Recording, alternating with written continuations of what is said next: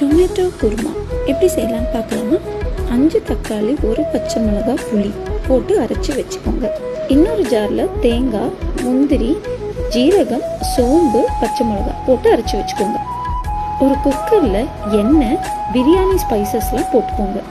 ஜீரகம், சின்னதாக நறுக்கி வச்சிருக்கிற பூண்டு, வெங்காயம் போட்டு ஃப்ரை பண்ணுங்கள். லைட்டாக ஃப்ரை பண்ணதுக்கப்புறமா நம்ம அரைச்சி வச்சுருந்த தக்காளி பியூரியும் தேங்காவையும் போட்டு மிக்ஸ் பண்ணுங்க. உப்பு, மஞ்சத்தூள், மிளகாத்தூள், லைட்டாக கரம் மசாலா போட்டு ஆட் பண்ணிவிட்டு குக்கரை மூடிடலாம். இதில் நான் பட்டாணி சேர்த்துருக்கேன். 3 விசில் விடுங்க. விட்டதுக்கப்புறமா கொத்தமல்லி போட்டு இறக்குனா சுவையான டொமேட்டோ குருமா ரெடி.